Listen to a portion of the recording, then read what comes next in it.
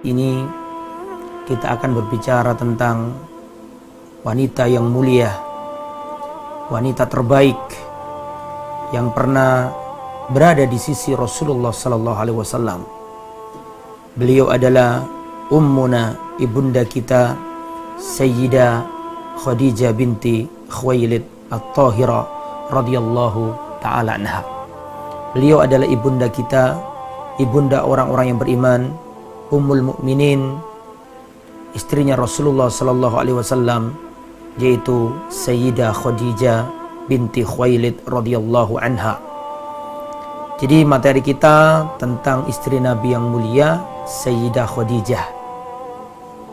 Beliau ini banyak keutamaannya. Innaha Ummul Mukminin Khadijah binti Khuwailid bin Asad al-Qurasyiyah al-Asadiyah. Beliau adalah Khadijah binti Khuwailid bin Asad al-Qurasyiyah dari suku Quraisy, al-Asadiyah dari marga al-Asadiyah. Wahia min afdhali nisa'il alam, wahia min afdhali nisa'il ummah, dan beliau adalah seutama-utama wanita dari umat ini, wanita yang paling utama dari umat ini. Wulidat qabla amal fil bi 15 sanah. Beliau lahir sebelum tahun gajah, yaitu 15 tahun sebelum terjadinya pasukan bergajah menyerang kota Makkah. Berarti selisihnya dengan Rasulullah sallallahu alaihi wasallam lahir adalah 15 tahun. Di Rasulullah sallallahu alaihi wasallam sebelum lahir 15 tahun itu lahirlah Khadijah. Berarti Khadijah lebih tua 15 tahun. Wa kanat min awsati Quraisyin nasaba. Beliau adalah orang Quraisy yang nasabnya tinggi, yang paling tengah nasabnya, maksudnya paling tinggi nasabnya. Wa a'dhamuhum syarafa, dan beliau adalah wanita Arab yang paling agung kemuliaannya. Hatta idza balaghat urifat bit-Tahira. Semenjak beliau balik, beliau dijuluki oleh orang-orang jahiliyah, dijuluki oleh orang-orang pada waktu itu dengan sebutan At-Tahira, wanita yang suci. Jadi julukannya Sayyidah Khadijah binti Khuwailid adalah At-Tahirah, wanita yang suci.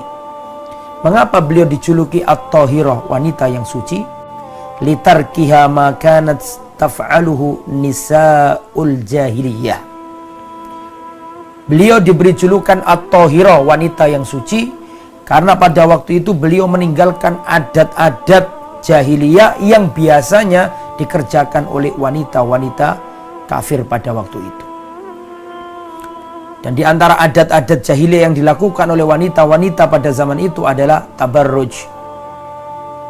Mereka berhias, menampakkan auratnya, kelihatan perutnya, mereka berlenggak-lenggok, mereka bernyanyi, ya. Dan itu tidak pernah dilakukan oleh Sayyidah Khadijah. Tidak ikut kebiasaan wanita-wanita Arab jahiliyah. Berhias, membuka aurat. Gak pernah Sayyidah Khadijah melakukan itu. Dan di antara kebiasaan wanita jahiliyah pada waktu itu adalah tawaf dalam keadaan telanjang. Jadi dulu orang Arab jahiliyah itu wanitanya kalau mau tawaf mengelilingi Ka'bah, mereka telanjang, kemudian rambutnya ditaruh di depan untuk menutupi payudaranya. Sayyidah Khadijah tidak pernah ikut-ikutan, ya, kegiatan-kegiatan yang seperti itu. Dan dulu wanita-wanita Arab itu jahiliyah, kalau sudah waktunya nikah, kok belum datang laki-laki, maka wanita jahiliyah pada waktu itu menancapkan bendera di rumahnya. Yang itu artinya wanita ini siap untuk dikumpuli siapa saja laki-laki yang mau, silakan masuk. Jadi dulu itu kalau ada wanita yang sudah siap menikah, belum ada jodohnya, menancapkan bendera di rumahnya. Artinya open, buka, siap, silakan masuk yang mau. Karena masuklah berkumpul, bergaul ya di kamar dengan wanita tersebut, satu laki-laki, 2, 3, 4, 5, 6, mungkin sampai 10. Nah, nanti kalau wanita ini mengandung, maka wanita ini mendatangkan dukun. Dan semua laki-laki yang pernah menyetubuhinya dikumpulkan semua. Kemudian ketika bayi ini lahir, maka dilihat, dicocokkan wajahnya sama orang-orang yang banyak ini, terus ditunjuk oleh mbah dukun. Ini jabang bayi adalah anaknya Fulan, dan Fulan harus mau jadi bapaknya. Itu cara pernikahan jahiliyah. Nah, itu Sayyidah Khadijah tidak pernah ikut acara-acara kayak gitu. Tidak pernah tabarruj, tidak pernah membuka aurat. Beliau juga tidak melakukan ritual-ritual negatif, tidak mau. Makanya beliau dijuluki At-Thahirah, wanita suci pada waktu itu. Ikhwatal iman yang dirahmati oleh Allah Subhanahu wa taala. Bagaimana perkenalan Rasulullah dengan Sayyidah Khadijah binti Khuwailid radhiyallahu anha? Ketika Rasulullah sallallahu alaihi wasallam umur 20-an ke atas, menjelang 25 tahun, Rasulullah sallallahu alaihi wasallam memiliki profesi yaitu berdagang. Dan pada waktu itu Sayyidah Khadijah adalah seorang wanita yang kaya raya. Janda dan kaya raya. Janda, kaya raya, terhormat, bangsawan, nasabnya tinggi. Kaya raya. Sehingga banyak ya orang-orang Quraisy, baik pemudanya maupun ya para dudanya, semua antri ingin menikahi Khadijah. Terhormat, kaya raya, cerdas, ya, menjaga kesucian dirinya. Sehingga banyak laki-laki yang datang berusaha meminang Khadijah. Tapi Allah Subhanahu wa taala menjadikan hatinya Sayyidah Khadijah pada waktu itu nggak srek sama laki-laki yang banyak yang antri ingin melamar dirinya. Nggak ada yang cocok, ditolak semuanya. Di saat seperti itu, Khadijah ingin konsentrasi mengembangkan perniagaannya. Lah, kita tahu bahwa Rasulullah SAW itu sejak belum jadi nabi sudah dijuluki oleh orang kafir Quraisy dengan julukan Al-Amin. Bahkan sebelum jadi nabi sekalipun, Rasulullah itu sudah memiliki gelar Al-Amin, manusia yang terpercaya, manusia yang amanat. Wah, Rasulullah itu wajahnya ganteng, perangainya bagus, akhlaknya mulia, dan beliau punya skill dalam berniaga. Akhirnya Sayyidah Khadijah radhiyallahu anha memilih Rasulullah sallallahu alaihi wasallam diajak kerjasama sebagai karyawan atau sebagai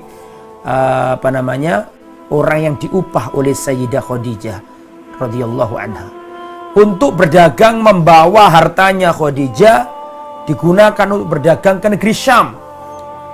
Dan kita tahu orang Mekah itu menyandarkan perekonomiannya pada dagang. Dan mereka dagang musim dingin ke Yaman, musim panas ke negeri Syam. Maka pada waktu itu Rasulullah SAW membawa hartanya Sayyidah Khadijah radhiyallahu anha, harta yang banyak, dikembangkan, ya, diperjualbelikan supaya mendapatkan keuntungan yang banyak. Dan pada waktu itu Khadijah menjadikan Rasulullah bersama seorang laki-laki. Laki-laki ini budaknya Khadijah, disuruh menemani Rasulullah. Itu belum jadi Rasul pada waktu itu. Namanya budak ini adalah Maisarah, ya, namanya adalah apa? Maisarah. Maisarah ini budak kecil, gulam itu budak kecil ya, miliknya Khadijah. Sudah, kamu wahai Maisarah, berangkatlah dengan Muhammad SAW pergi ke negeri Syam untuk berdagang, untuk membantulah begitu, ya, untuk membantu Rasulullah SAW. Dan ini Maisarah ini laki-laki, bukan perempuan. Nah, kalau ada perempuan kok namanya Maisarah ya? Ya berbeda dengan kisah ini. Kalau kisah ini Maisarah di sini laki-laki. Jadi berangkatlah Rasulullah SAW dengan Maisarah, seorang laki-laki budaknya Khadijah yang masih kecil ya, hulam. Berangkat ke negeri Syam. Selesai, dan dalam perjalanan ini Rasulullah SAW menunjukkan akhlak yang baik, baik dalam safar maupun dalam jual beli. Sehingga Rasulullah SAW mendapatkan keuntungan yang sangat banyak sekali. Maka datanglah waktunya pulang dari negeri Syam sampai ke negeri Mekah. Sampai di negeri Mekah, maka kagetlah Sayyidah Khadijah binti Khuwailid karena mendapatkan perniagaannya untung besar. Laba yang besar, yang tidak pernah selama ini untung sebesar itu. Maka Khadijah ini tanya ke Maisarah, ya, tentang kok bisa seperti ini. Maka Maisarah berkata kepada Rasul, kepada tuannya yaitu Khadijah binti Khuwailid radhiyallahu anha, wahai majikanku, ini tidak pernah ada orang kayak Muhammad SAW. Ya, akhlaknya baik, dalam safar tidak egois, dalam berniaga jujur, tidak menyembunyikan aib, tidak berdusta. Orangnya baik, disenangi orang banyak, sehingga laris dan untung banyak. Dan perhatikan ya, di sini ada faedah penting ini. Umar bin Khattab itu, kalau ada orang bersaksi dan mengatakan bahwa fulan itu orang baik, maka Umar berkata, kamu yang mengatakan bahwa fulan ini orang baik, apakah kamu pernah safar bareng dengannya? Kalau orangnya itu mengatakan, enggak, aku belum pernah safar bareng dia, kata Umar, kamu belum kenal orang ini. Jadi Umar bin Khattab itu kalau di pengadilan ada saksi yang memberi tazkiyah, memberi rekomendasi dan memuji seseorang, ditanya sama Umar, kamu pernah safar dengannya? Belum pernah. Apa kamu sudah pernah muamalah menggunakan uang dengan orang ini? Bermuamalah uang, bisnis, duit gitu ya. Apakah kamu pernah safar bareng orang ini? Dan apakah kamu sudah pernah bermuamalah, terutama urusan duit sama orang ini? Kalau dijawab orang itu, aku belum pernah ya melakukan itu dengan orang ini. Kata Umar, berarti kamu belum kenal siapa orang ini. Berarti orang itu baik apa tidaknya bisa dilihat dari dua hal. Ketika dia safar, orang itu kalau safar akan nampak wujud aslinya. Orang itu kalau safar bepergian jauh bersama orang banyak itu akan kelihatan nampak wujud aslinya. Watak aslinya akan kelihatan. Orang ini egois apa enggak, penyabar apa enggak, bisa kerja sama apa enggak. Itu akan kelihatan. Orang kalau safar akan kelihatan. Yang kedua dalam urusan muamalah. Dan kebetulan dua-duanya itu sudah dilihat langsung oleh Maisarah, budaknya Khadijah.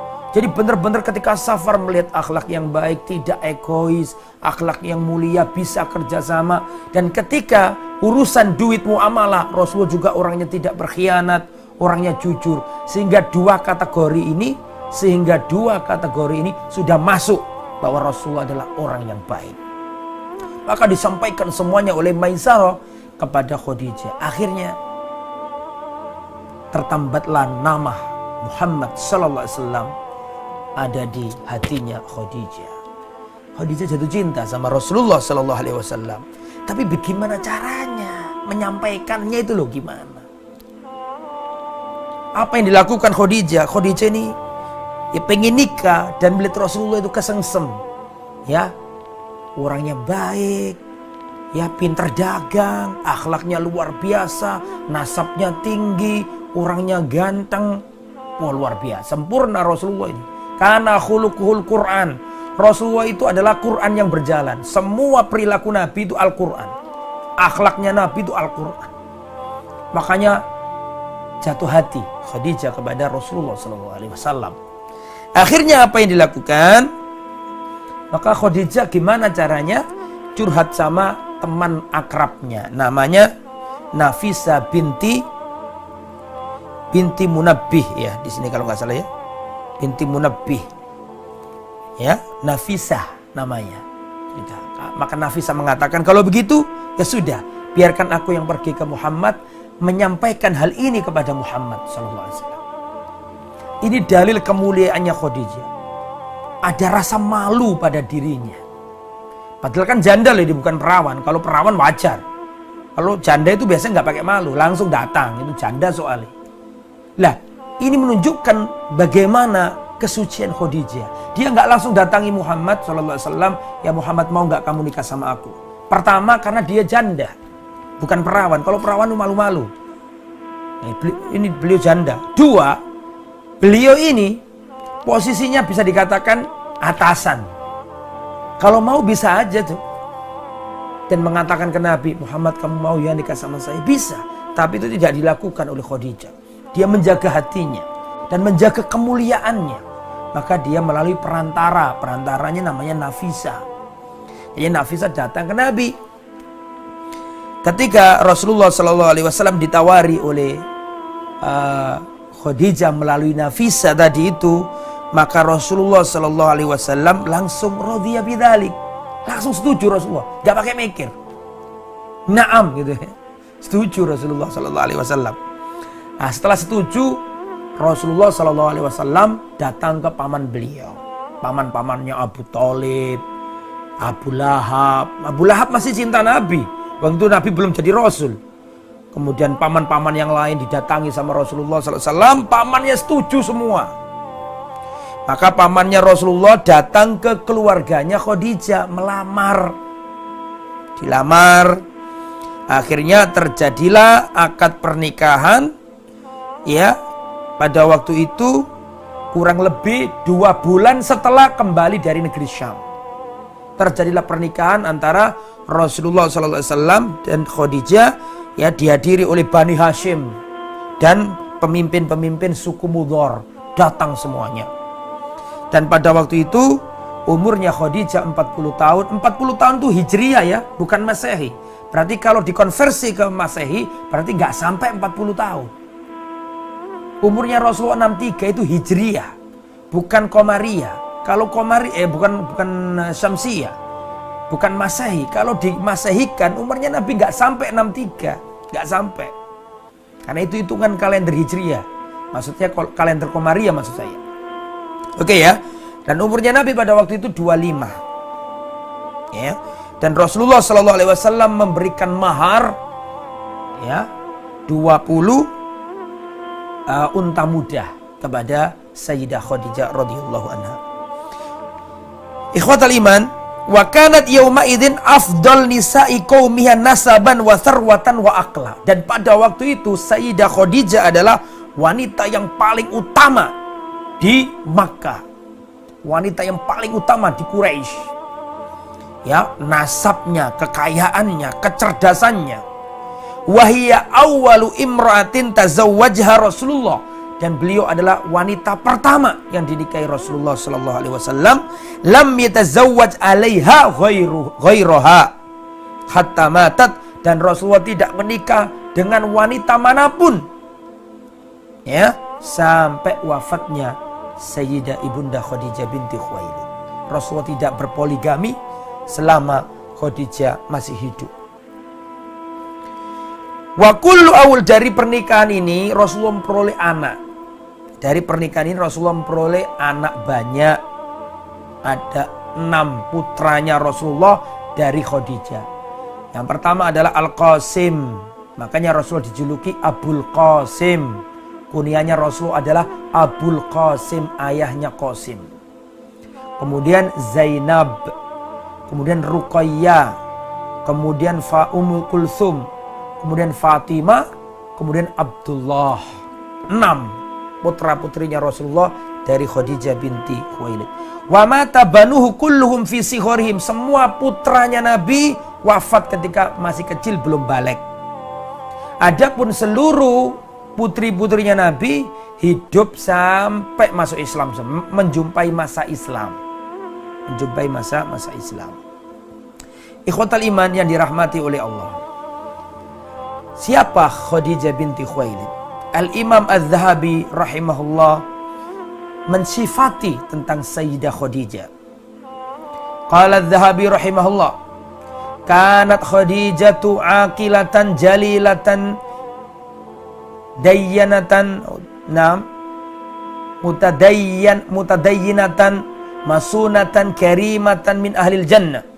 Kata beliau, Khadijah adalah wanita yang cerdas, yang mulia, yang punya agama, yang terjaga, yang mulia, min ahlil jannah, dijamin masuk surga. Wa kana Nabi sallallahu alaihi wasallam yusni 'alaiha, dan Rasulullah selalu muji-muji Khadijah. Saya belum menceritakan keutamaan Khadijah secara terperinci 1, 2, 3, 4. Nanti saya jelaskan itu. Ini masih kisah permulaan ini. Ya, yusni 'alaiha, Rasul selalu memuji-muji Khadijah. Bahkan ketika Khadijah wafat selalu dipuji Nabi di depan istri-istrinya. Wa yufadhiluha ala sairi ummahatil mu'minin, dan Rasulullah selalu mengutamakan Khadijah daripada seluruh istri-istrinya. Wa yubalik fi ta'dhimiha, dan Rasulullah sangat menjunjung tinggi, sangat berlebihan, bukan berlebihan, sangat benar-benar mengagungkan dan memuji istri tercinta. Dan Rasulullah tidak pernah melupakan kebaikan Khadijah. Bahkan ketika Khadijah sudah wafat, Rasulullah selalu nyebut, dulu Khadijah seperti ini, dulu Khadijah, disebut-sebut terus. Nanti saya terangkan secara detail nanti. Sebelum kita berbicara tentang keutamaan Sayyidah Khadijah secara khusus, terperinci 1, 2, 3, 4, kita akan ceritakan dulu bagaimana peran Khadijah di awal-awal masa dakwah, di awal-awal menyertai Rasulullah SAW. Diceritakan oleh Aisyah radhiyallahu anha. Perhatikan, karena saya bacakan hadis yang lumayan panjang ini. Karena awal ma budi'a bihil Rasulullah sallallahu alaihi wasallam minal wahyi ar-ru'ya as-sadiqah fin naum. Awal mula Rasulullah mendapatkan wahyu itu berupa mimpi-mimpi yang baik. Rasulullah dikasih mimpi sama Allah. Fakana la yara ru'ya illa ja'at mithla falaqis subuh. Dan Rasulullah tidak melihat mimpi kecuali datang seperti falak, waktu falak subuh. Dan pada waktu itu umur 40 tahun atau mendekati 40 tahun, Rasulullah dijadikan oleh Allah senang menyendiri.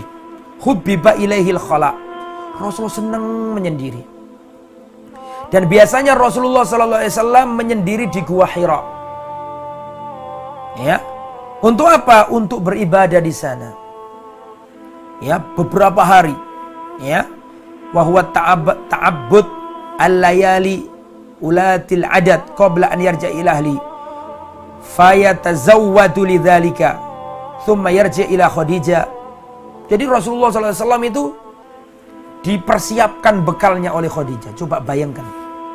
Bayangkan seandainya zaman sekarang ada suami nggak kerja misalnya, izin iktikaf di masjid, apa nggak marah istrinya? Oh, waktunya kerja. Ini Rasulullah nggak izin, bukan izin, berkata kepada Khadijah, aku ingin menyendiri di Gua Hira. Apa yang dilakukan Khadijah?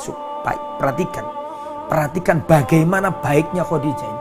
Ketika Rasulullah punya niatan untuk bertahanus, yakni berta'abbud di Gua Hira sambil menyendiri merenungkan kejadian alam semesta ini. Ketika Rasulullah SAW melihat di sana ada orang nyembah patung, Rasulullah melihat sana ada seorang yang menikahi istri bapaknya, Rasulullah mungkin melihat wanita, bayi, perempuan dikubur hidup-hidup, ada orang mutus silaturahim, ada orang berbakti kepada, ada orang yang durhaka kepada orang tuanya, ada orang nyembah patung, ada orang buat patung dijual, disembah. Rasulullah melihat ketimpangan-ketimpangan yang ada di kota Mekah. Maka Allah Subhanahu wa taala tancapkan dalam hati Rasulullah perasaan ingin menyendiri. Ingin menyendiri karena melihat kondisi yang seperti ini. Dan pada waktu itu Rasulullah bilang ke Khadijah, dan Khadijah tidak mengatakan ngapain ke sana. Ngapain ke Bukit Hira atau ke Gua Hira yang naik tinggi-tinggi. Mendingan bersama aku, bersama anak-anak, wahai suamiku. Ibarat zaman sekarang waktunya kerja aktif, seorang suami ngomong sama istrinya, saya izin itikaf ya, di masjid gak kerja. Bagaimana istri zaman sekarang? Ya, bisa cekcok itu. Tapi lihat, Ketika Rasulullah SAW menyampaikan kepada Khadijah ingin menyendiri di Gua Hira, maka digenah-genahkan, kata orang Surabaya ya, digenah-genahno sama Khadijah. Artinya dipersiapkan, ini makanannya, ini minumannya, bontot kalau kata orang sini ya. Dibuatkan makanan untuk perbekalan, dibawa Rasulullah SAW ke bukit atau ke Gua Hira. Kalau sudah habis perbekalannya, turun dibekali lagi sama Khadijah. Subhanallah, istri yang setia dikala susah dan duka. Akhirnya ketika Rasulullah kembali itu berhari-hari itu Rasulullah, Allah jadikan Rasulullah suka menyendiri. Akhirnya ketika Rasulullah SAW ada di bukit itu, maka apa yang terjadi? Datanglah malaikat Jibril.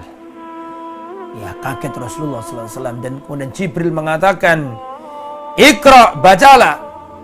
Rasulullah mengatakan, "Ma'ana biqari'in, aku gak bisa baca." Maka Rasulullah diambil dan didekap oleh malaikat Jibril sampai Rasulullah hilang tenaganya. Maka dilepas lagi oleh malaikat Jibril. Kemudian Jibril berkata, "Iqra, bacalah." Rasulullah mengatakan, "Ma'ana biqari'in, aku gak bisa baca." Maka didekap lagi oleh Rasulullah, oleh Jibril, didekap lagi. Setelah itu dilepas sampai ya diperintah lagi Iqra untuk ketiga kalinya. Iqra bismi rabbikal ladzi khalaq, khalaqal insana min 'alaq, Iqra wa rabbukal akram, alladzi 'allama bil qalam, 'allamal insana ma lam ya'lam. Inilah wahyu pertama. Melihat makhluk yang aneh mendekap Rasulullah, dapat wahyu Iqra bismi rabbikal ladzi khalaq, khalaqal insana min 'alaq, Iqra wa rabbukal akram. Maka Rasulullah ketakutan, langsung Rasulullah turun. Ya, sampai di rumahnya Rasulullah mengatakan, "Zammiluni, zammiluni, selimutilah aku, selimutilah aku." Langsung diselimuti sama Khadijah radhiyallahu anha. Diselimuti sama Khadijah. Ketika Rasulullah SAW dalam kondisi reda ditanya, "Ada apa wahai suamiku tercinta?" Maka Rasulullah SAW mengatakan, "Laqad khasyitu ala nafsi." Aku khawatir, aku takut ada sesuatu yang menimpa diriku. Ketika aku di gua ketemu sama makhluk, aku diberi ucapan, aku didekap sampai hilang tenaga, aku diceritakan sama Khadijah. Apa kata Khadijah? Lihatan istri yang solehah.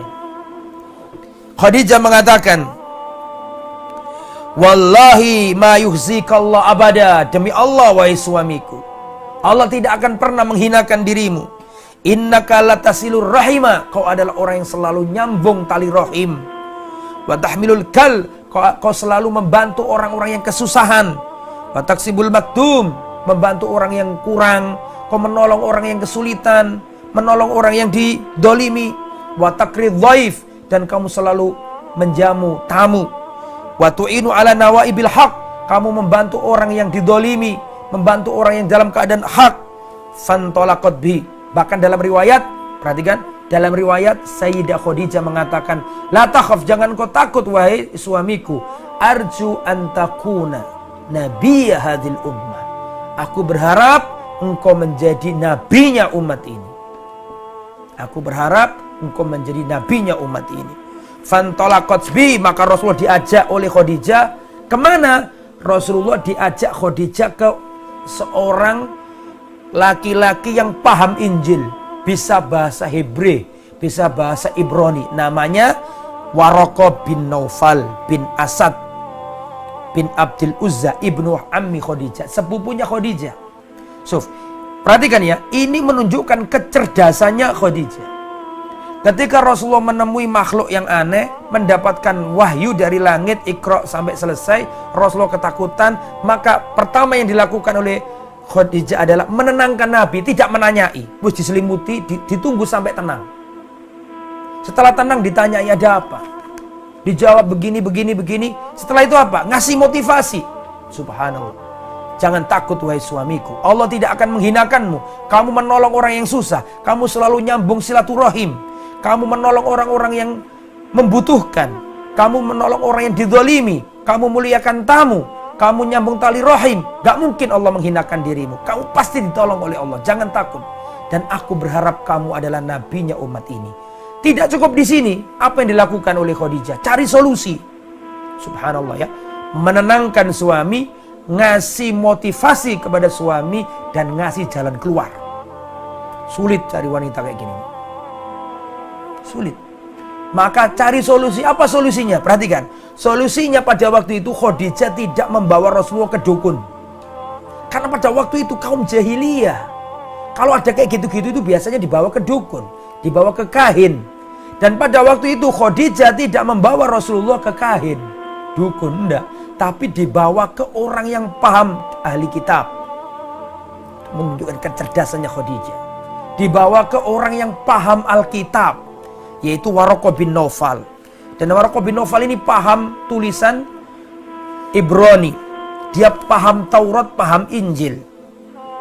Maka setelah datang, diceritakan oleh Rasulullah, aku ada di gua, ketemu makhluk seperti ini, aku didekap, aku disuruh membaca Iqra, aku gak bisa membaca. Sampai 3 kali terus aku diberi wahyu, Iqra bismi rabbikal ladzi khalaq, khalaqal insana min 'alaq, Iqra wa rabbukal akram alladzi 'allama bil qalam. Sampai selesai maka aku ketakutan, aku kembali dan diceritakan semuanya.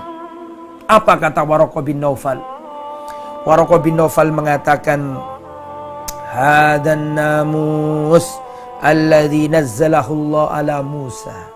Yang menemuimu di gua itu adalah namus yang dahulu pernah Allah turunkan kepada Musa.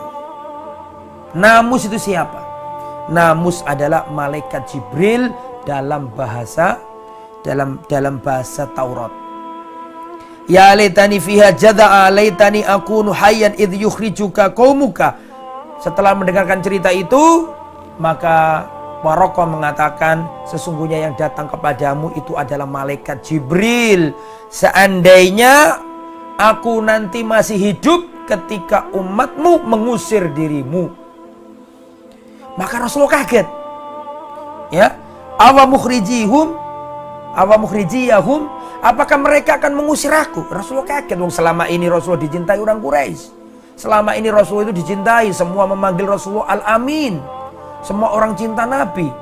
Tapi sudah dikasih kabar sama Waraqah ini bahwa yang datang kepadamu itu adalah Jibril. Seandainya umurku masih panjang, seandainya aku masih hidup ketika kaummu mengusir dirimu. Maka Nabi terheran-heran, masa aku diusir? Wong aku orang Quraisy semua cinta aku. Apakah mereka akan mengusir aku, kata Rasulullah?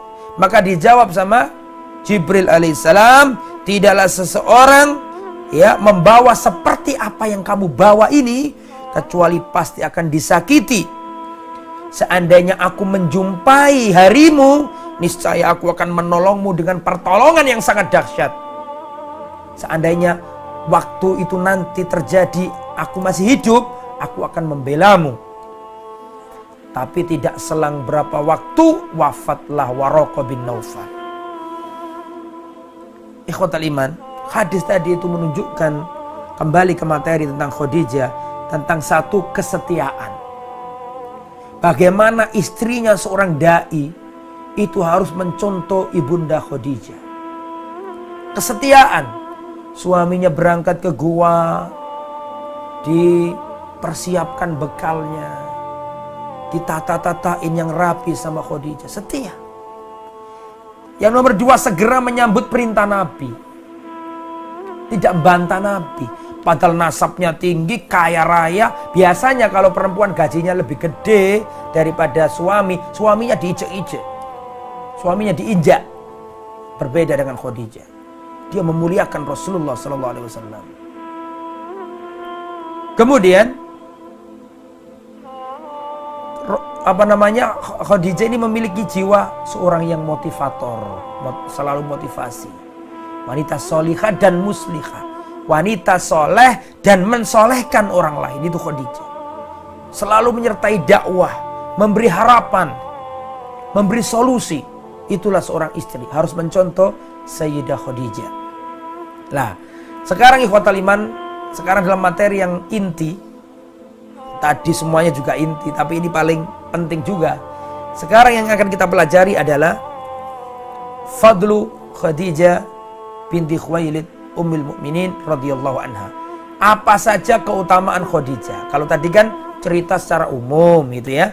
Nah, sekarang secara terperinci apa saja keutamaannya Ibunda Khadijah istri Rasulullah SAW, ibunda orang-orang yang beriman, istri Rasulullah SAW.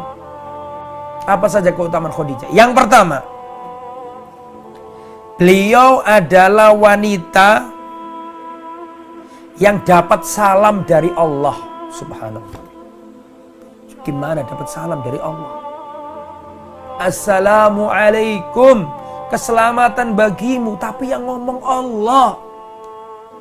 Subhanallah. Seandainya Khadijah itu nggak punya keutamaan, kecuali satu ini saja, itu sudah nggak ada yang bisa nandingi sudah.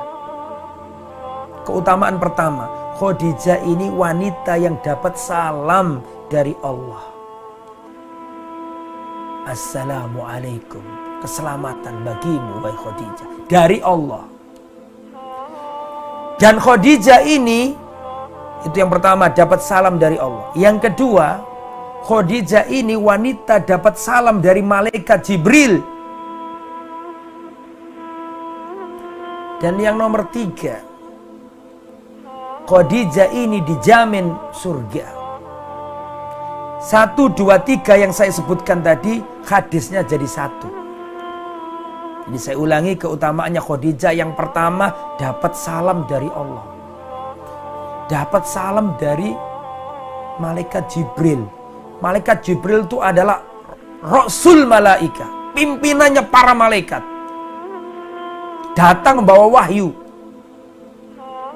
Dan ini Jibril berkata ke Rasulullah, sampaikan salamku kepada Khadijah dari Allah dan dari diriku. Subhanallah. Kemudian dijamin masuk surga di 1, 2, 3. Mana hadisnya? Perhatikan. Dari hadis riwayat Imam Bukhari Muslim, Rasulullah bersabda, Ata Jibrilu an-Nabiyya sallallahu alaihi wasallam. Dari Abu Hurairah radhiyallahu anhu, Abu Hurairah berkata, Ata Jibrilun Nabiyya sallallahu alaihi wasallam faqala, ya Rasulullah, hadhihi Khadijatu qad atat. Perhatikan.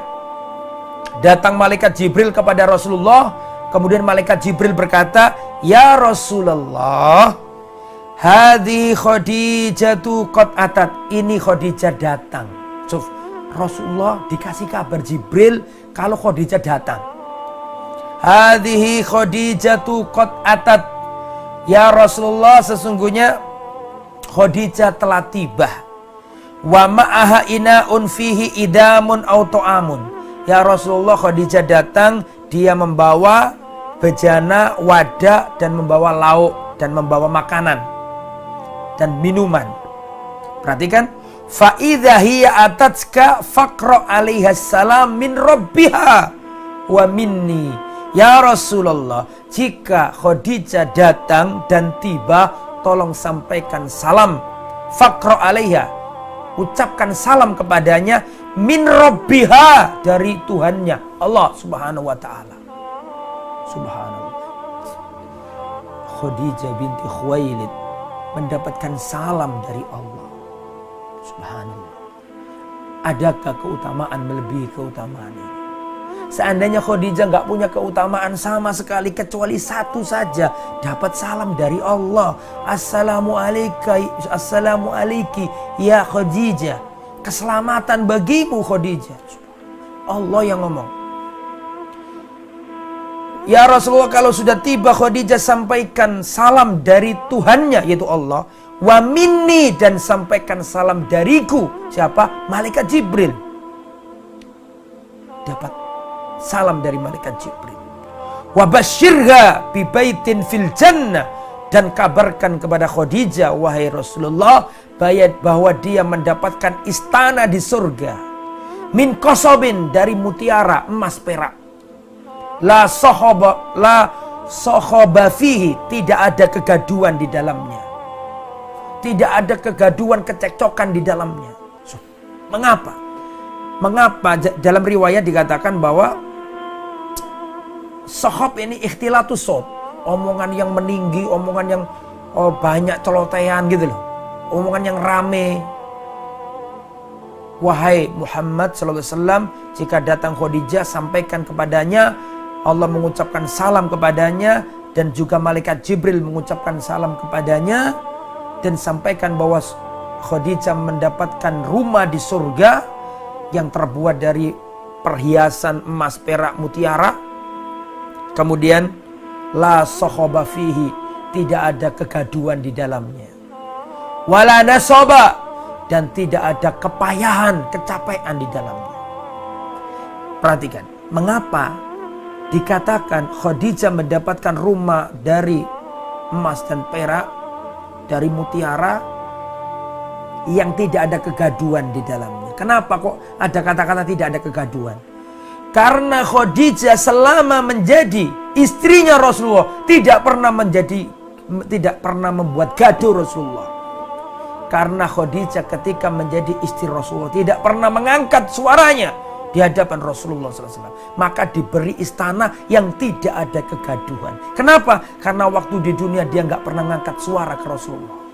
Wala nasoba, dan rumah yang tidak ada keletihan, kecapean. Kenapa? Karena Khadijah sudah letih di dunia mendampingi Rasulullah dalam dakwah, terlunta-lunta dalam dakwah. Nanti saya ceritakan bagaimana Khadijah dalam suka dan duka bersama Rasulullah. Makanya diberi istana di surga terbuat dari emas, tidak ada kegaduhan. Karena Khadijah waktu jadi istri gak pernah meninggi suaranya kepada Nabi. Maka diganjar oleh Allah istana di surga yang tidak ada kegaduhan. Wala nasoba, dan tidak ada kepayahan dan keletihan. Kenapa?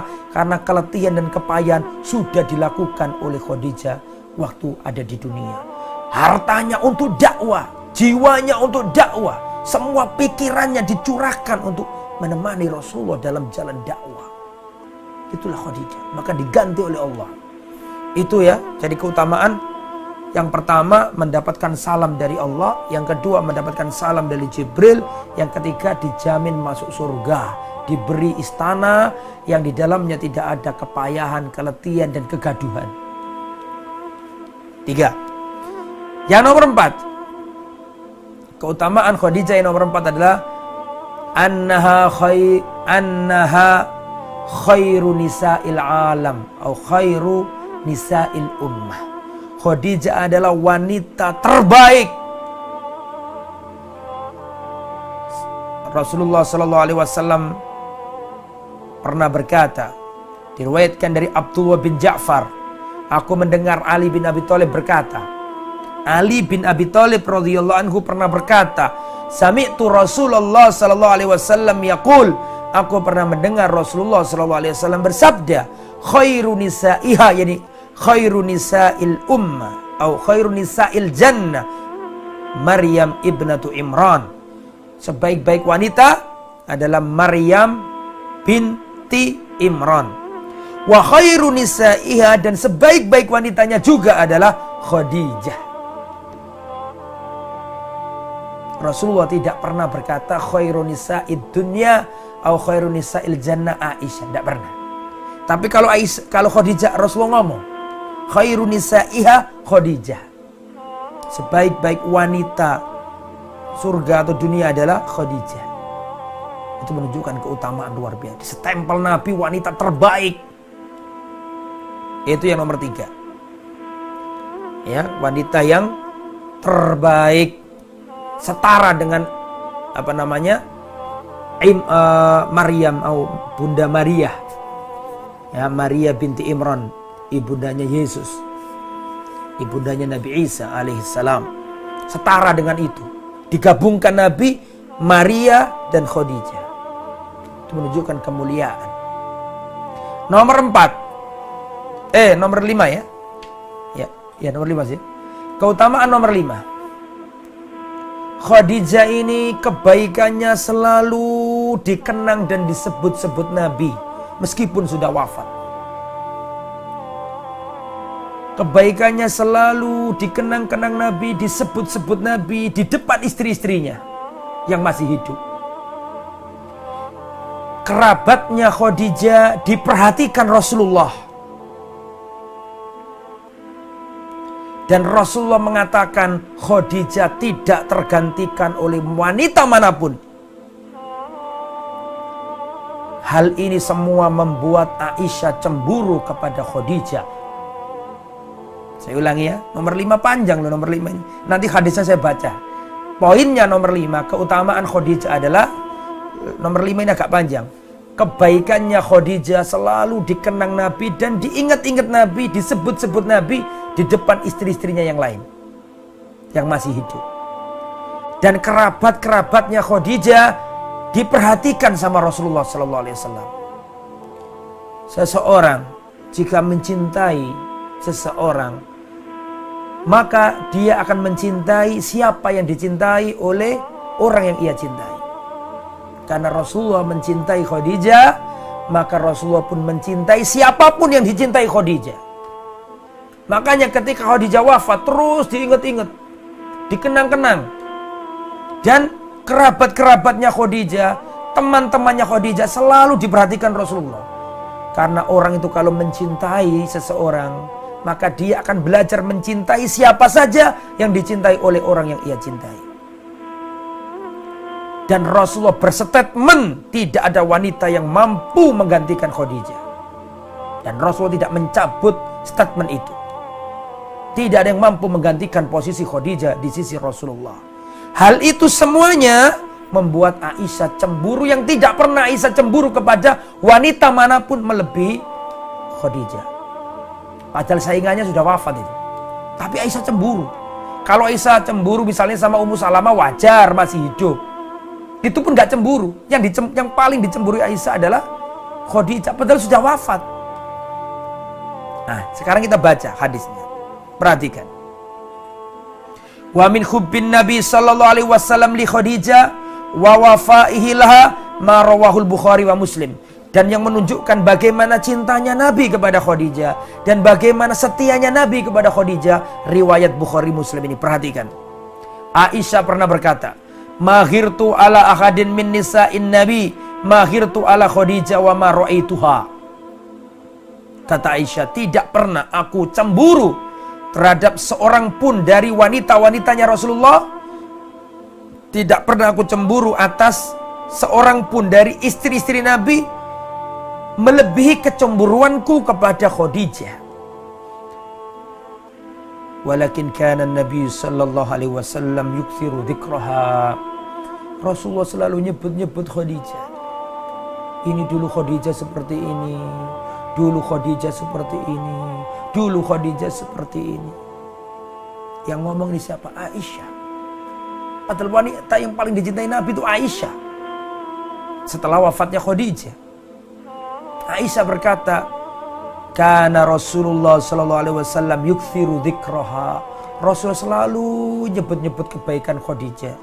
Rasul selalu membuat istri-istrinya itu cemburu dengan dulu Khadijah seperti ini, dulu Khadijah seperti itu. Wa rubbama dzabaha syata thumma yuqatti'uha a'dha'a. Kadang-kadang Rasulullah menyembelih domba, menyembelih kambing, terus Rasulullah memotong-motong tulangnya dan memotong-motong bagiannya. Setelah itu Rasulullah mengutus seseorang, tolong kasihkan ini ke kerabat-kerabatnya Khadijah, tolong kasihkan daging-daging ini ke teman-temannya Khadijah, tolong kasihkan ini ke sanak kerabatnya Khadijah. Subhanallah, padahal sudah mati Khadijah, sudah wafat. Tapi Rasulullah masih cinta. Dan di antara cara mencintai orang yang sudah wafat adalah cintailah sanak kerabatnya. Rasulullah tidak pernah berkhianat kepada Khadijah, tidak pernah. Rasulullah selalu setia kepada Khadijah meskipun sudah wafat. Rasulullah menyebut-nyebut kebaikannya di depan istri-istrinya yang masih hidup. Rasulullah kalau ada makanan, kalau ada hewan, ada daging, maka Rasulullah berkata kepada seorang, tolong kasihkan ke kerabatnya Khadijah, tolong kasihkan ke temannya Khadijah, tolong kasihkan ke adiknya Khadijah, ke mbakyunya Khadijah. Wanita itu kalau setia dan berkorban untuk suaminya, dia tidak akan dilupakan oleh suaminya. Meskipun sudah mati, akan terus didoakan, akan terus diingat-ingat. Dan itulah Khadijah binti Khuwailid. Kemudian ikhwatal iman, saking terus-terusan diucapkan sampai Khadijah ini marah, ya cemberut lah. Dan Aisyah berkata, innaha kanat wa kana li minha walad. Maaf, Aisyah mengatakan, ka'annahu lam yakun fid dunya imra'atun illa Khadijah. Seakan-akan di dunia ini nggak ada wanita lain kecuali Khadijah. Saking seringnya Nabi ngomong Khadijah, Khadijah, Khadijah, sampai cemburu Aisyah dan mengatakan seakan-akan di dunia ini nggak ada wanita lain selain Khadijah. Antum tahu apa yang dilakukan Rasulullah? Mengomentari apa yang dilakukan. Rasulullah mengatakan, innaha kanat wa kanat. Dahulu Khadijah melakukan ini, dahulu Khadijah melakukan itu, dahulu Khadijah berkorban ini, dahulu Khadijah susah bersamaku dalam saat ini. Disebutkan Nabi, wa kana li minha walad, dan darinya lah aku memperoleh anak yang banyak. Dalam riwayat yang lain, perhatikan bagaimana cintanya Rasulullah kepada Khadijah padahal sudah wafat. Padahal Rasulullah punya istri lain yang masih gadis seperti Aisyah radhiyallahu anha, yang cantik seperti Sofia, seperti Ummu Salama, cantik-cantik istrinya Nabi. Kalau ada orang ngomong boleh poligami tapi harus poligami sama wanita-wanita yang sudah jadi janda. Kan biasanya kan ibu-ibu kan ngomong kayak gitu. Kalau mau nyontoh Rasulullah berpoligami harus yang janda-janda yang tua-tua seperti Rasulullah. Kata siapa? Rasulullah istrinya itu muda-muda. Janda iya, tapi muda. Ummu Salama, Sofia, bukan yang umur 60 tahun jandanya. Ya, jadi jangan salah paham gitu loh ya. Maka Rasulullah SAW, kalau seandainya Rasulullah itu hanya dari satu sisi aja, lebih muda, lebih cantik misalnya, tentu Rasulullah melupakan. Tapi ini enggak nih. Padahal ada Aisyah, ada Sofia, wanita Bani Israel yang masuk Islam, ada Ummu Salama, ada istri-istri yang cantik-cantik luar biasa. Tetapi tetap toh seperti itu Rasulullah mengingatkan tentang kebaikan-kebaikan Khadijah. Perhatikan. Dari Aisyah radhiyallahu anha, beliau berkata, perhatikan, istadzanat Halatu bintu Khuwailid ukhtu Khadijah ala Rasulullah sallallahu alaihi wasallam. Datang seorang wanita bernama Halah bintu Khuwailid. Beliau ini adalah ukhtu Khadijah, saudarinya Khadijah. Datang ke Rasulullah. Fa'arafa, Rasulullah tahu ini adiknya Khadijah. Ini adalah saudarinya Khadijah. Rasulullah tahu. Fa'arafa. Kemudian fa'arafa isti'dzana Khadijah farta'a faqal Allahumma Hala bintu Khuwailid. Maka Rasulullah SAW menyambut Hala binti Khuwailid, dan Rasulullah mengatakan Allahumma Hala bintu Khuwailid. Ya Allah, inilah Hala binti Khuwailid. Inilah saudarinya Khadijah binti Khuwailid. Disambut, dimuliakan. Adiknya Khadijah ini, maksudnya kerabatnya Khadijah yang masih hidup, dimuliakan Nabi. Ketika datang Nabi sumringah, Nabi senang, Nabi mendoakan, Nabi menunjukkan sikap ridho terhadap keluarganya Khadijah yang baru datang ini. Dan Rasulullah mengatakan Allahumma Hala bintu Khuwailid. Ya Allah, Hala bintu Khuwailid. Seakan-akan senang dengan kehadirannya, mendoakannya, berbuat baik kepadanya. Faghirtu, kata Aisyah, aku cemburu. Bayangkan, aku cemburu, padahal mati loh. Padahal Khadijah sudah wafat, dicemburui sama Aisyah. Fakultu ma tadkuru min ajuzin min ajaizi Quraisyin hamra'us sidqain au sidqaini. Kenapa engkau selalu mengingat-ingat wanita tua itu? Di antara wanita-wanita tua Quraisy, kenapa kau selalu mengingat-ingat dia? Halakat fid dahar, yang sudah lama meninggal dunia. Fa'abdalakallah khairan minha. Ya Rasulullah, kenapa kau sebut-sebut namanya Khadijah? Kok terus-terusan terus? Padahal Allah menggantikan untukmu yang lebih baik dari Khadijah. Garis bawah ini. Garis bawahi ucapannya Aisyah. Garis bawah. Aisyah mengatakan, fa'abdalakallah khairan minha. Ya Rasulullah, kenapa kau nyebut Khadijah terus? Padahal Allah sudah memberikan ganti yang lebih baik darinya. Maksudnya aku gitu, maksudnya Aisyah. Kenapa kok masih disebut terus Khadijah padahal sudah lama wafat, orang tua? Padahal Allah sudah menggantikan untukmu yang masih gadis, yang cantik. Kenapa kau sebut-sebut terus? Padahal Allah sudah menggantikan yang lebih baik. Apa jawaban Rasulullah? Dan bagaimana jawaban Rasulullah mengomentari omongannya Aisyah? Perhatikan. Rasulullah mengatakan, ma abdalani Allah khairan minha. Tidak pernah Allah menggantikan untukku, tidak pernah Allah menggantikannya yang lebih baik dari dirinya. Tidak pernah Allah menggantikan seseorang untukku menjadi istriku setelah kematian Khadijah yang lebih baik dari Khadijah. Tidak ada. Qad amanat bi, Khadijah telah beriman kepadaku. Idh kafaru biyan nas, ketika manusia semuanya kafir terhadap aku. Wa saddaqatni idh kadzdzabaniyan nas, dialah orang yang pertama kali membenarkan risalahku ketika semua manusia mendustakan ajaranku. Wa wasatni bimaliha idh haramaniyan nas, dialah orang yang mengorbankan seluruh hartanya untuk dakwaku ketika manusia bakhil terhadap dakwaku, ketika mereka bakhil untuk mengeluarkan hartanya kepadaku.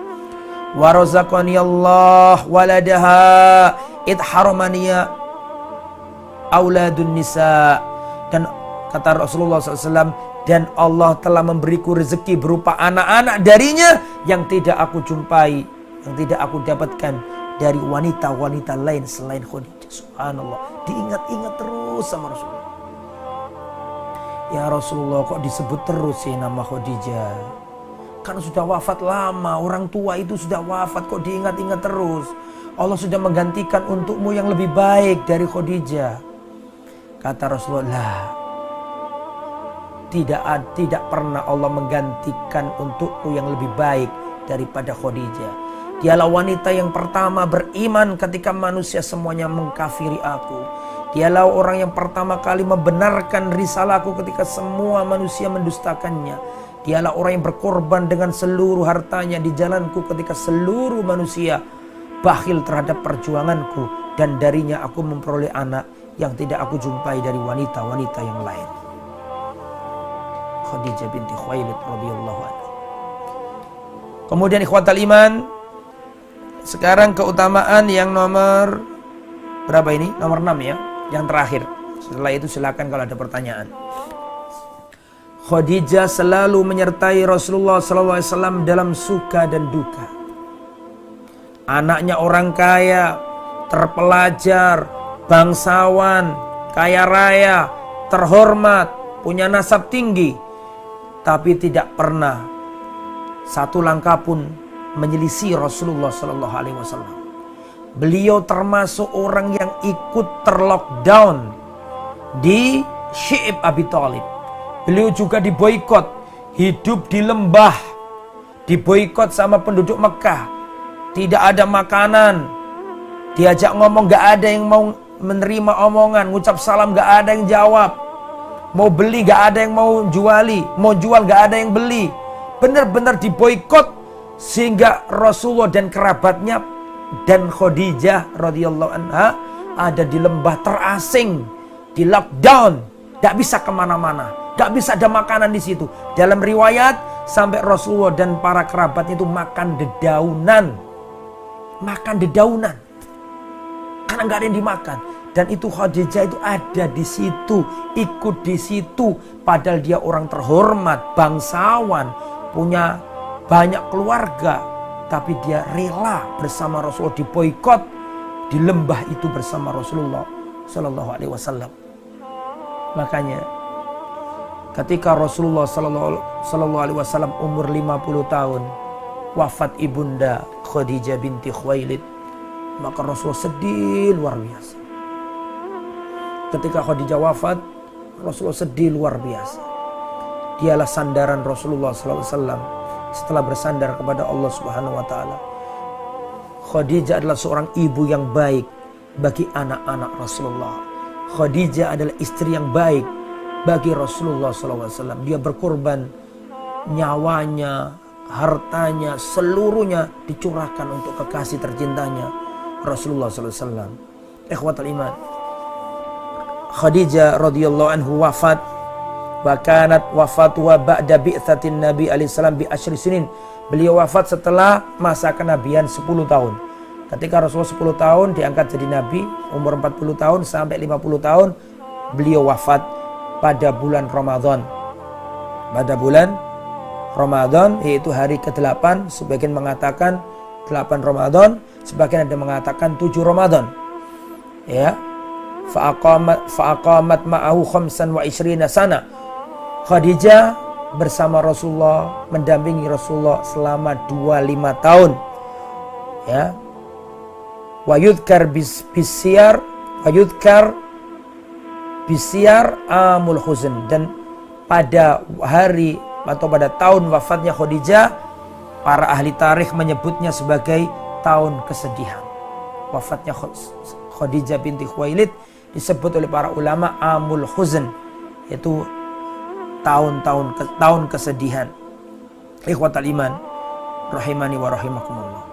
Jika Anda mengingat Sayyidah Khadijah, yang beliau adalah istri Rasulullah di dunia dan istri Rasulullah di akhirat, jangan pernah punya pikiran bahwa nanti Rasulullah ketemu Khadijah itu orang tua. La, di surga gak ada orang tua. Nanti di surga Rasulullah SAW akan dipertemukan dengan Sayyidah Khadijah sebagai seorang perawan. Jadi kalau mengingat Khadijah nanti di akhirat, jangan mikir beliau itu janda tua. La, di akhirat beliau adalah gadis perawan cantik. Ya, kalau di dunia menikah sama Rasulullah dalam kondisi janda lebih berumur daripada Rasulullah, tapi di akhirat tidak. Karena di akhirat gak ada tua, semua dimudahkan, semua jadi gadis, dan Khadijah akan bersanding dengan Rasulullah SAW di surganya yang luas kelak nanti, di surganya Allah Subhanahu Wa Taala. Dan kita semoga Allah Subhanahu Wa Taala kumpulkan bersama Rasulullah, bersama para sahabatnya, bersama ummahatul mukminin di surganya yang luas. Wallahu a'lam bishawab. Saya kembalikan ke saudara moderator. Kami persilakan.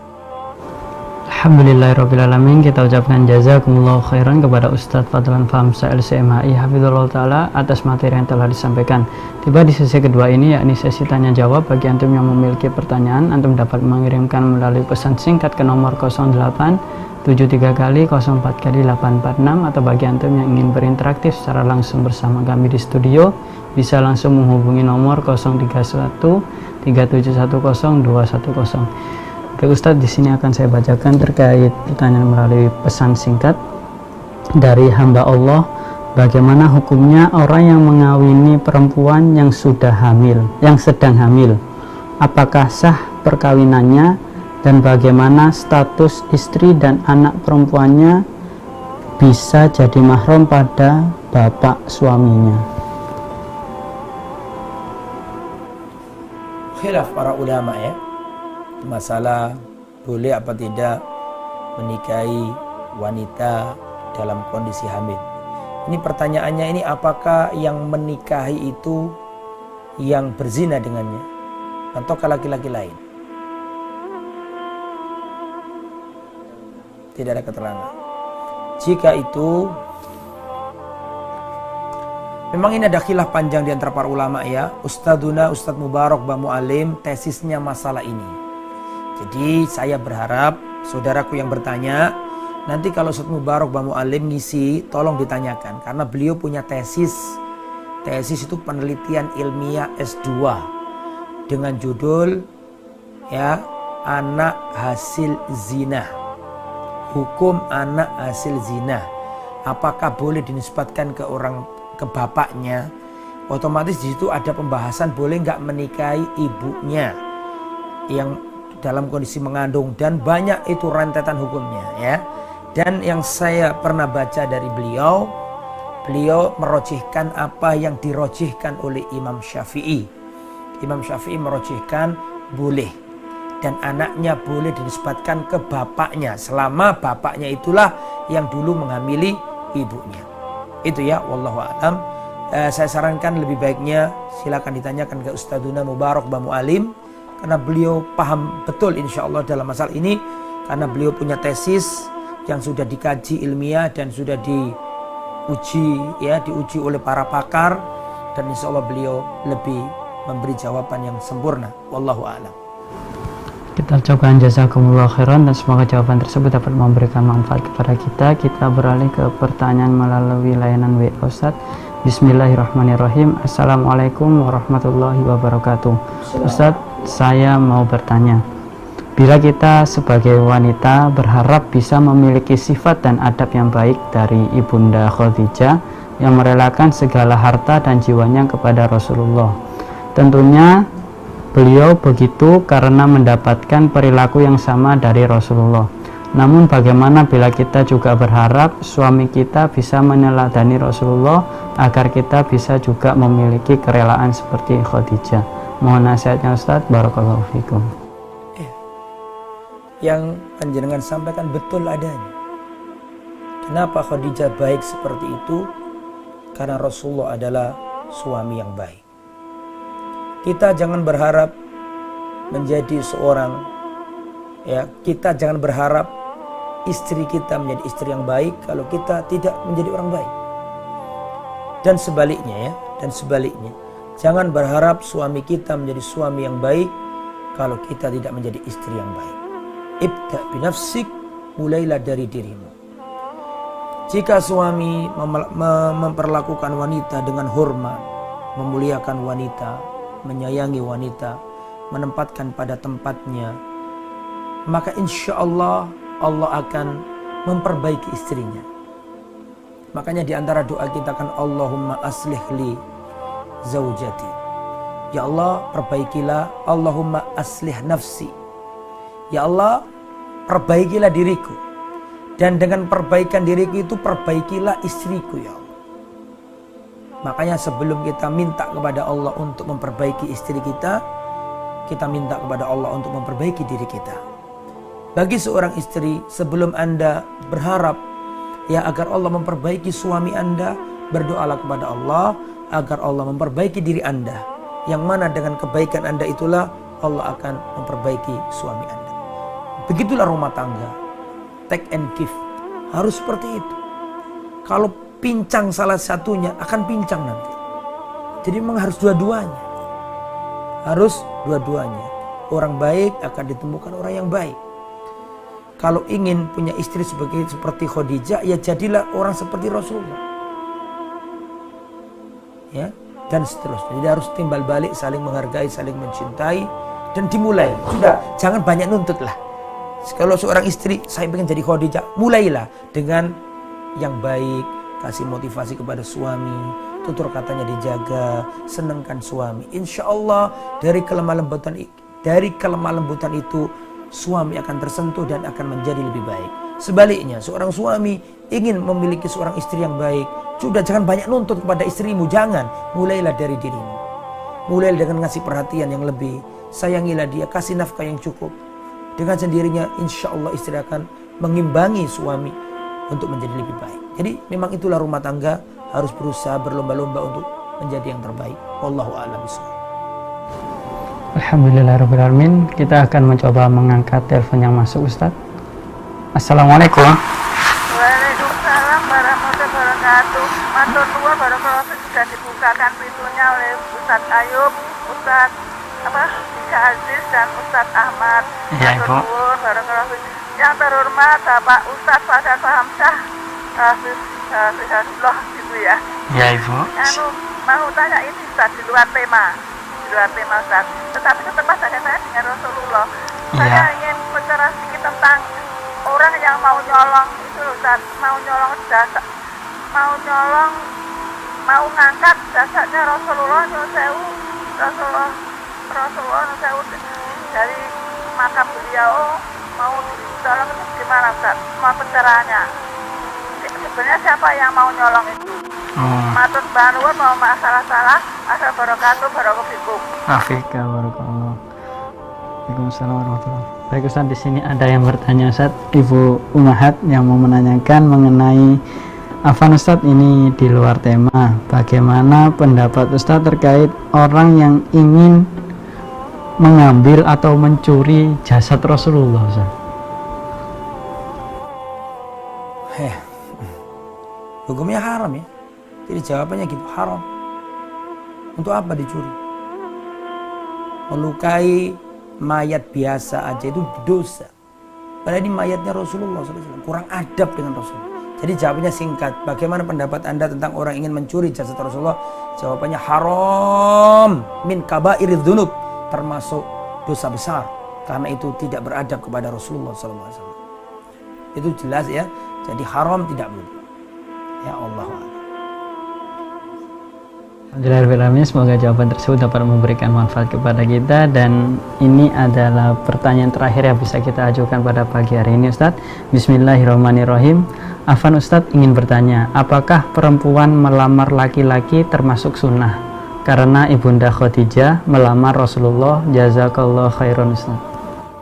Kata siapa Ibunda Khadijah melamar Rasulullah?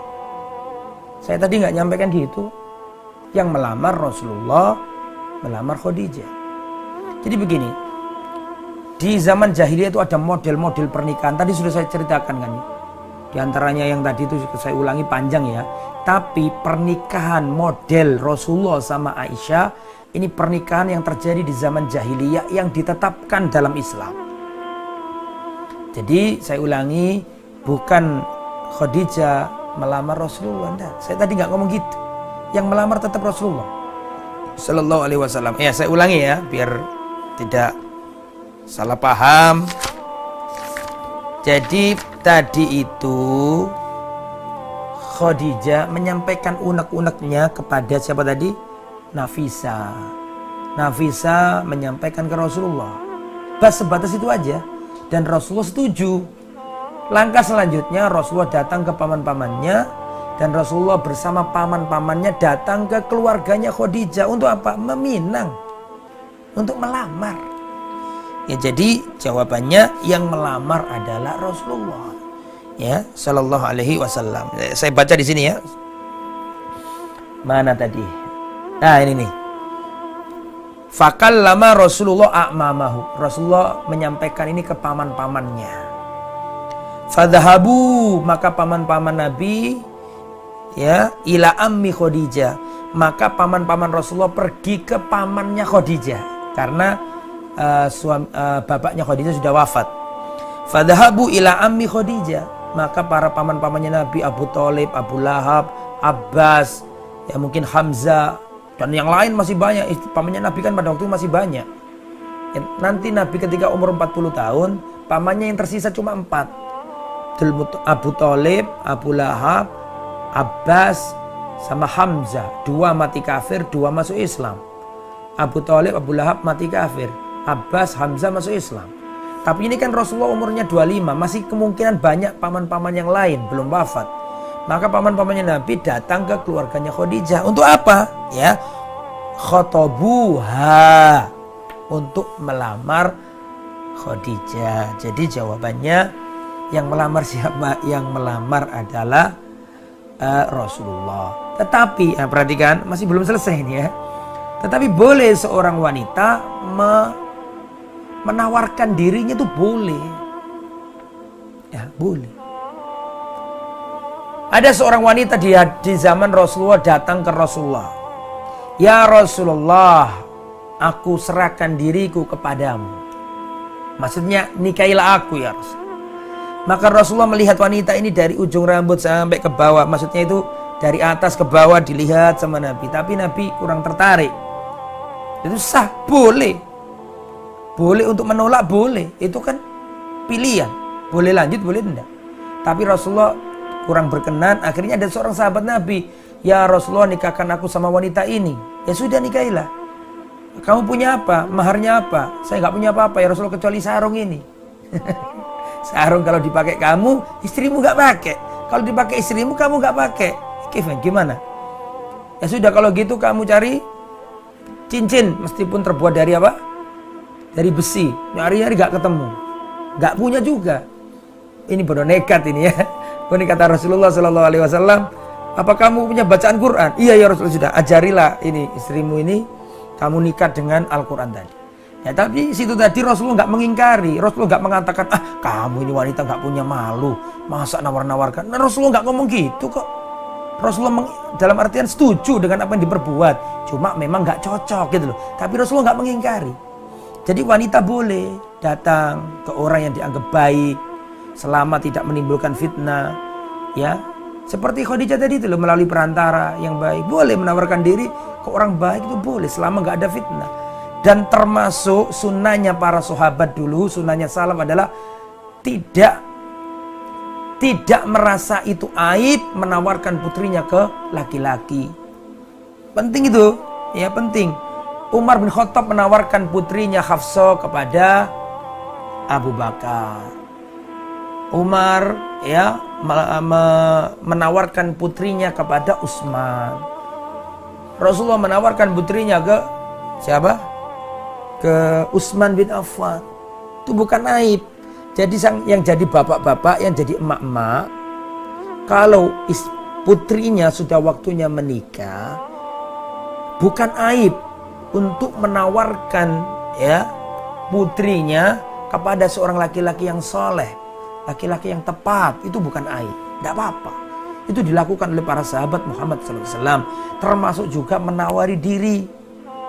Ya, di sini ada Mas Syebib misalnya, ditawarkan ke Mas Syebib, ya Mas Syebib ya, atau ditawarkan ke Ustadz yang belum nikah misalnya ya, biar nggak salah paham. Bisa, tidak apa-apa. Ya, asalkan tadi dengan cara yang terbaik, tidak terjadi fitnah. Misalnya ada wasilah seperti yang dilakukan Khadijah tadi. Khadijah kan nggak datang ke Nabi, tapi toh seandainya datang nggak apa-apa, selama aman dari fitnah. Karena ada dalil, wanita datang ke Nabi, ya Rasulullah aku serahkan diriku kepadamu. Tapi Rasulullah nggak cocok dan Rasulullah nggak mengingkarinya. Berarti boleh ya, wallahu a'lam. Jadi jawabannya, apakah boleh seorang wanita menawarkan diri ke laki-laki? Jawabannya boleh. Tapi kalau pertanyaannya Khadijah melamar Nabi, lah yang melamar siapa? Tetap Nabi yang melamar Khadijah. Wallahu a'lam bishawab.